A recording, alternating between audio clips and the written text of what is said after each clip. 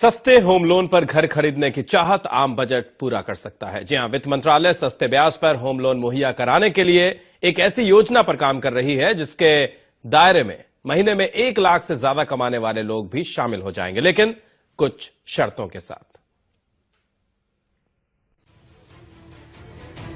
वित्त मंत्रालय हर महीने 1 लाख रुपए से ज्यादा कमाने वालों के लिए खास योजना पर काम कर रहा है। वित्त मंत्रालय के सूत्रों के मुताबिक सालाना 12 लाख रुपए से 18 लाख रुपए कमाने वालों को भी बैंकों से सस्ते दर पर लोन मिल सकता है, बशर्ते उस शख्स के पास कोई पुराना घर ना हो, यानी वो अपना पहला घर खरीद रहा हो। साथ ही परिवार की कुल आमदनी 12 से 18 लाख रुपए के बीच में हो। अगर आप ये शर्तें पूरी करते हैं तो 12 लाख रुपए का होम लोन आपको बाजार भाव से 3% तक सस्ता मिल सकता है। दरअसल सरकार का मकसद रियल एस्टेट सेक्टर के साथ साथ 2022 तक हर किसी को घर मुहैया करवाना है। 1.5 से 2 लाख जो प्राइम मिनिस्टर ने कहा है, तो इनकम टैक्स एक्ट अभी जब अमेंड होगा उसमें उनको देना पड़ेगा। प्लस मेरे हिसाब से अगर छूट थोड़ा और दें जिससे कि लोग और घर खरीद सकें, को जो 1 से 1.5 लाख कमाता है तो कितने अमाउंट का घर खरीदेगा? 20 लाख का खरीद लेगा, 25 लाख का खरीद लेगा, उसमें उनको 10-12 लाख का लोन मिल जाएगा। तो ये सेगमेंट जो हाउसिंग है वो तो बूम करेगा। वैसे भी 31 दिसंबर को प्रधानमंत्री मोदी ने कहा था कि 6 लाख तक की सालाना आमदनी वालों को पहला घर खरीदने पर 12 लाख रुपए तक के लोन पर ब्याज में 3% की छूट मिल जाएगी।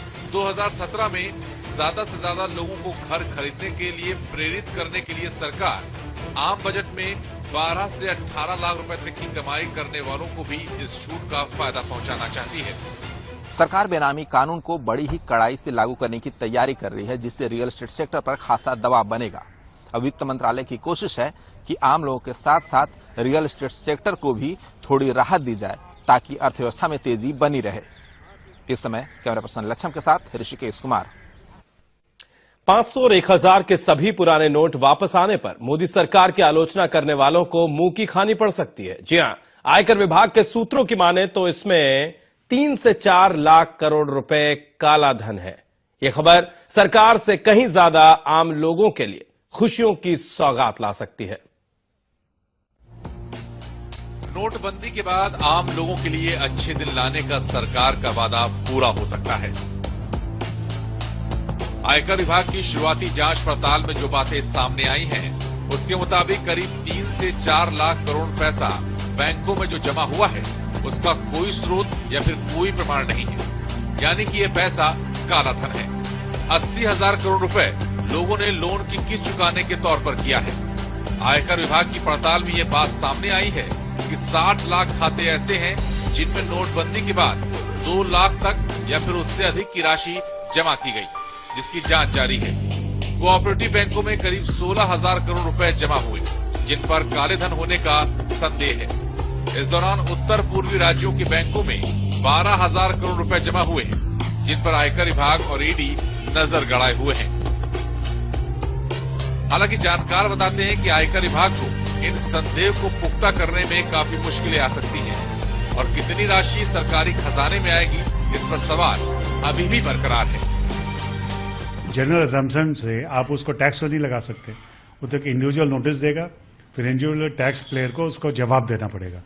उसमें अगर जिसका निकलेगा कि ब्लैक मनी है, उसको ब्लैक मनी ट्रीट कर सकता है, तो उससे क्या होगा, वो मनी सीधा गवर्नमेंट के खाते में चला जाएगा।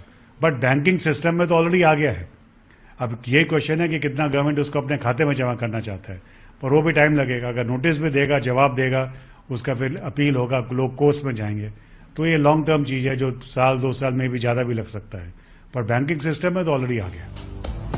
वैसे स्क्रूटनी से सरकार का जो मकसद कामयाब होता दिख रहा है वो ये है कि ज्यादा से ज्यादा लोग टैक्स के देनदार बन जाएंगे और आम बजट में सरकार तोहफों की छड़ी लगा सकती है, जिसमें गरीब महिलाओं के खाते में हर महीने एक मुश्त रकम दिए जाने और किसानों को खाद के लिए एक खास किस्म की राहत योजना के ऐलान की ज्यादा संभावना है।